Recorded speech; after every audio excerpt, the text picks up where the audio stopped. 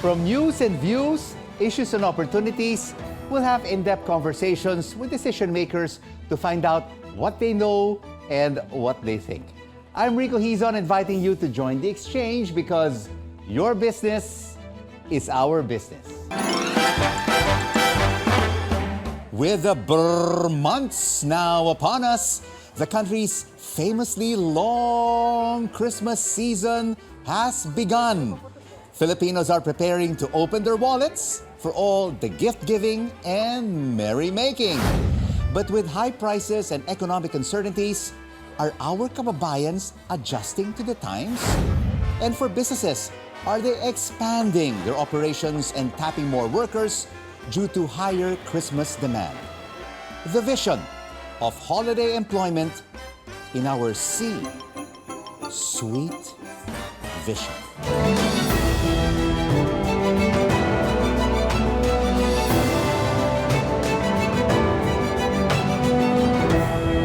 Spending is next to none for our kababayans when it comes to giving Christmas cheer. But are preferences and behaviors changing as we transition to post-COVID life and the country no longer under a public health emergency?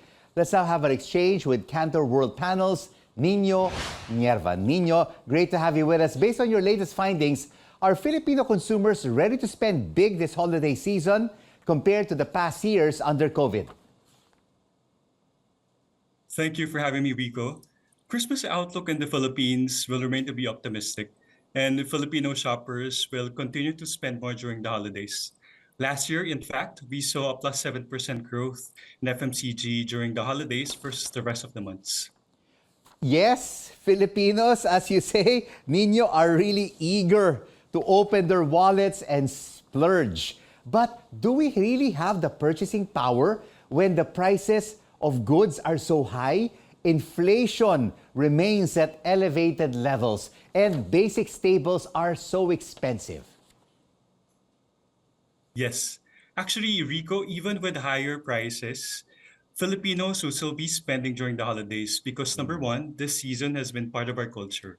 So we need to spend more and celebrate the season. And at the same time, come Christmas, particularly during the end of the year, we have a higher purchasing power because of the 13th month, the bonuses, which allows us to spend a little bit more during the holidays. All right, so spend during the burr months and then tighten those purse strings. Start saving in the new year. Exactly.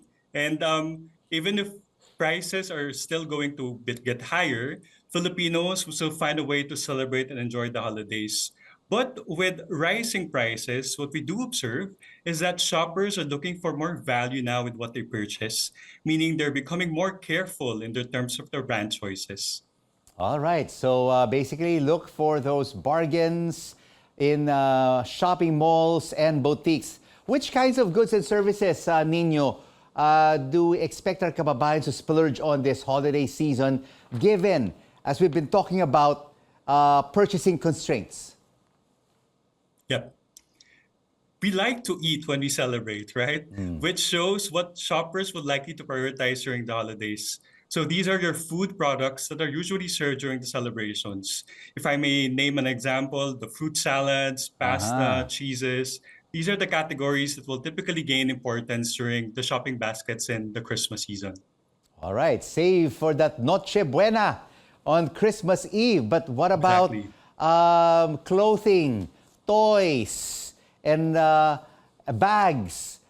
Will our kababayans be spending on these items during the holiday season so they can surprise their loved ones, not only with food, but also with really nice products? Yep, that's an interesting point. Actually, it's not part of our project of our study, but if you look at what's happening in the trend of FMCG, this can also be applied in terms of clothing and even non-FMCG categories. They will likely also to look for value for what they buy and at the same time look for what they can afford in today's setting. When you say FMG, what does that mean, Nino? Yeah, FMCG is stands for fast-moving consumer goods. So these are the categories that you usually find in the grocery stores. Could be your food, your beverages, your personal care, and even your household care categories. So yung mga lagi nakikita natin in the grocery stores. All right. We've seen growth slow down from 6.4% to 4.3%, inflation rising from 4.7% to 5.3%, price caps on rice, onion prices also continuing to rise, vegetable prices. Do you think that the governments can still do something to improve Filipino consumer sentiment before the Christmas holiday comes? That's a very interesting question. In my own point of view, yes, I think government still has some actions and some initiatives that they can really help our consumers to ease off their pandemic and inflation problems. And I think it's going to be up up in the hands of our government to do something about it, especially during the upcoming holiday season. Thank you so much for this Filipino Consumer Exchange, Nino Nierva of Kantar Worldpanel. And coming up on the exchange, where your business is our business. How are Filipinos keeping the holiday spirit alive despite high prices and other economic concerns? We speak to Citizen Watch Philippines. And how are businesses adjusting manpower in anticipation of the holiday demand?